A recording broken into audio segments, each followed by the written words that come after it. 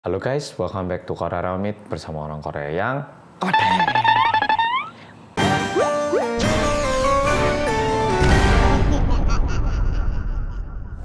Polo, tahu nggak ini aku mau bilang apa? Mulai hari ini hingga akhir bulan itu masih ada diskon spesial untuk Anda. Nah, mantep banget toh. Jadi masih ada kejar diskon Rp10.000 itu masih ada. Bebas ongkir untuk semua pembelian plus cashback spesial. Jadi misalnya Pol lagi butuh botol minum buat nge-gym kayak, ataupun lagi butuh HP baru kayak, ataupun mau beli suplemen nge-gym, semuanya ada di Tokopedia karena di Tokopedia selalu ada, selalu bisa. Jadi Pol jangan sampai kelihatan promonya, yang mau langsung buruan ngejar promonya, klik link yang udah tertera di bawah ini. Oke, Pol cerita kali ini masih dari salah satu kita, yaitu Pol kita yang bernama Vania.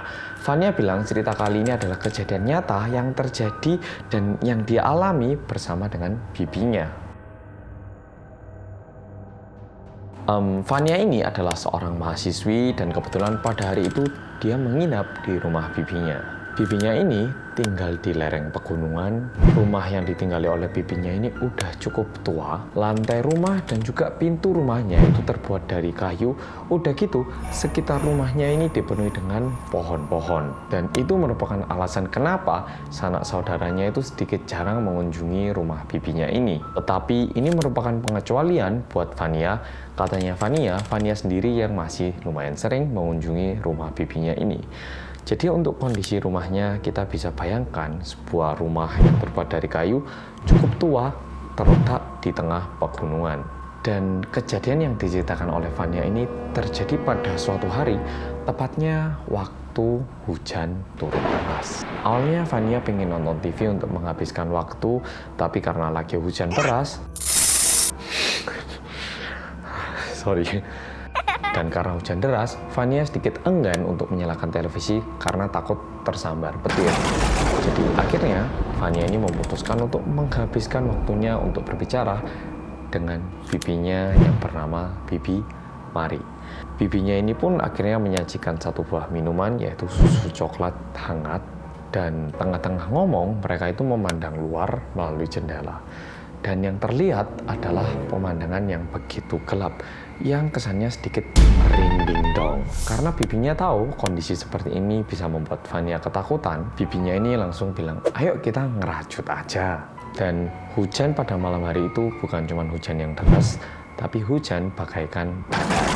Dan Vania juga menuliskan di email, saking kerasnya hujan pada malam hari itu, Vania merasa sedikit takut untuk tinggal di rumah itu. Tetapi untungnya bibinya itu terus kayak menenangkan Vania, dan sekitar jam 11-an mereka akhirnya selesai merajut dan memutuskan untuk tidur.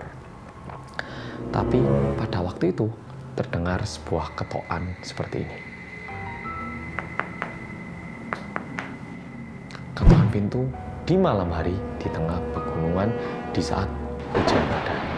Mendengar itu, bibinya langsung melirik ke arah pintu yang kebetulan ada di sebelahnya. Dan di email ini juga tertulis bahwa suaranya itu begitu halus, hampir kayak nggak kedengaran suaranya.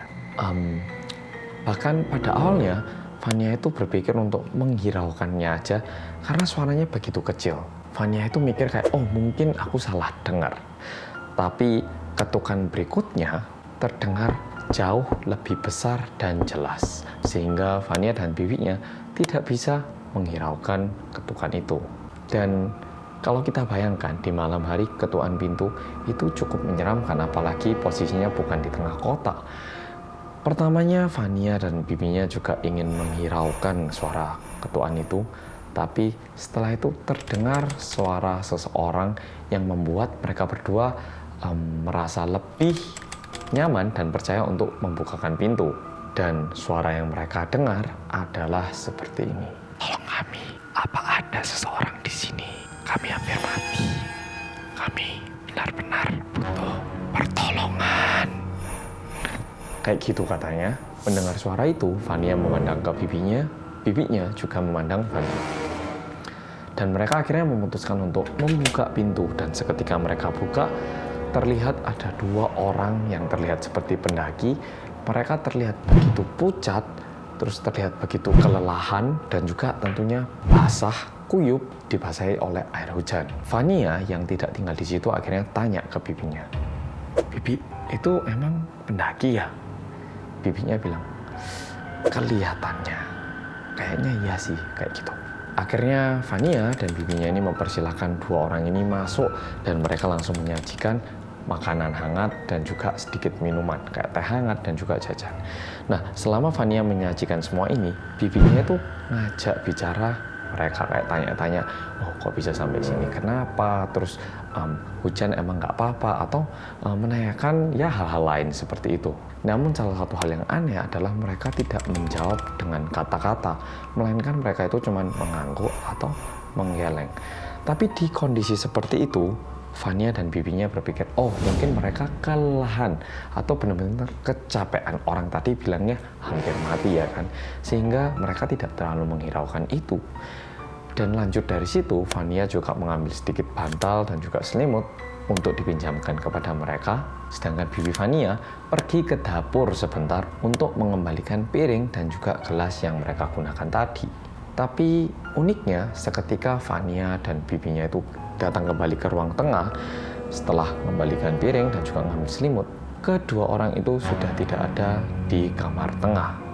Vania merasa begitu aneh karena dia itu pergi katanya tidak ada 2 menit, pintu terbuka begitu lebar, angin bertiup begitu keras, sehingga Vania cepat-cepat langsung menutup pintu dan menggemboknya.